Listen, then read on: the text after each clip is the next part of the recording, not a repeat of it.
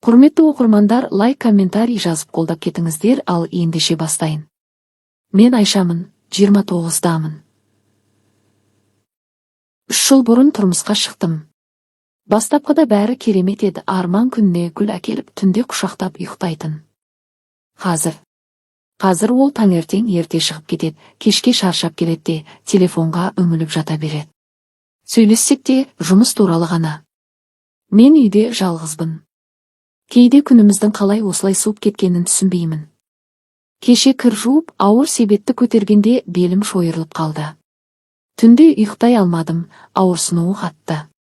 Таңертең Арманға айттым, ол дәрі іш, қоят деді де, жұмысына кетті. Мен төсекте жатып телефонды ақтардым да, көрші Ерболдың массаж жасайтынын есіме түсірдім.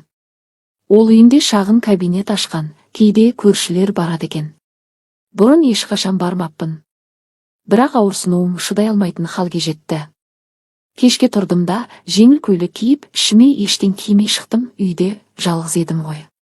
Есікті қақтым. Ербол ашты, ұзын бойлы, тыныш жігіт күлімсіреп тұрды. Айша, қалайсыз? Белім қатты ауырып тұр, Ербол. Көмектесе аласың ба? Әрине, кіріңіз. Ішке кірдім. Бөлме жылы, хош иісті майдың иісі шығады. Диванға жат деп көрсетті. Мен бетімді төмен қаратып жаттым. Көйлегім тізеден сәл жоғары, бірақ ойламадым да. Ол қолын жылытып алып, белімнен бастады. Қатты, бірақ абайлап басады. Расында ауырсынуым бәсеңдеді. Бірақ бір түрлі сезім пайда болды. Қолдары белімнен сәл төмен сырғи бастағанда, денемде жылу жүгірді. Мен үндемедім. Массаж ғой дедім іштей. Төменірек ауырамы? Деді ол тыныш дауыспен. Иә. Сәл төменірек. Қолы бөксеме тигенде жүрегім соғып кетті. Бірақ ауырсынуы басылғаны сонша тоқтатпадым. Массаж ұзаққа созылды. Ол май құйып аяғымнан жоғары қарай уқалай бастады. Санымның ішкі жағына тигенде денем дірілдеді. Мен көзімді жұмып алдым. Не болып жатқанын түсінгім келмеді. Арманды ойладым, ол маған қашан қол тигізді екен. Есімде жоқ. Аударылыңыз, алдынан да қарайын деді Ербол. Мен аударылдым. Көйлегім жоғары шығып кеткен, бірақ түзетпедім. Ол ішімнен, қабырғамнан бастап уқалады. Қолы кеудемнің астына жақындағанда демім тарыла бастады. Мен үндемедім. Ол да ештеңе демеді. Бір кезде қолдары тоқтады. Мен көзімді аштым, ол маған қарап тұр. Көзінде бір нәрсе бар еді, сағыныш па, әлде басқа ма? Мен де қарадым. Ұзақ қарадық. Айша, деді ол сыбырлап. Мен жауап бермедім. Бірақ қолым өздігінен оның қолына тиіп кетті. Ол қолымды ұстады. Жылы еді. Содан кейін ол маңдайымнан сүйді. Жай ғана, нәзік. Мен қозғалмадым. Ол мойнымнан, құлағымнан сүйді. Денем ерігендей болды. Мен өзімді тоқтата алмадым, қолымды мойнына салдым. Ол мені құшақтап көйлегімді түсіре бастады. Мен қарсылық көрсетпедім. Керісінше көмектескендей болдым. Мен бірінші рет осындай сезімді бастан кештім. Әйел үшін бұл жеткіліксіз, оны оята білуі керек. Арман ешқашан осылай еркелетпейтін, өз ісін тез бітіріп, ұйықтап қалатын. Біз сол күні ұзақ болдық. Мен бірнеше рет шарықтадым. Содан кейін құшақтасып жаттық. Ешкім сөйлеген жоқ. Мен көзімді жұмып, не істегенімді ойладым. Өкініш пе? Жоқ. Сағыныш басым еді. Үйге қайтып келдім.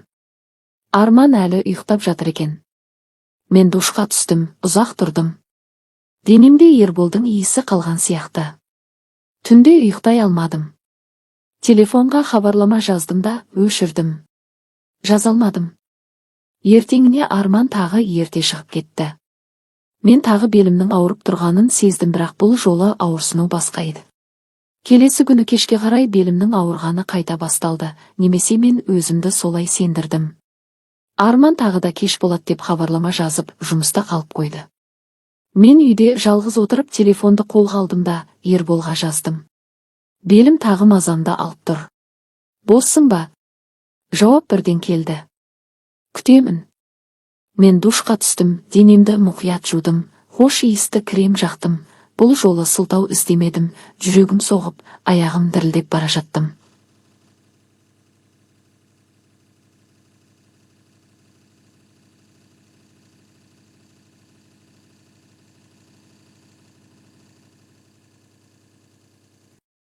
Есікті ашқан Ербол маған ұзақ қарады.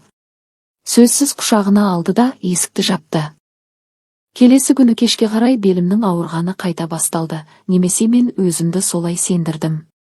Арман тағы да кеш болады деп хабарлама жазып, жұмыста қалып қойды. Мен үйде жалғыз отырып телефонды қолға алдым да Ерболға жаздым. Белім тағы мазамды алып тұр.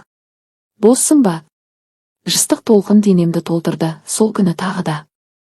Ұзақ жаттық. Ол маңдайымнан сүйіп, сен меніксің бе енді? Деді. Мен жауап бермедім.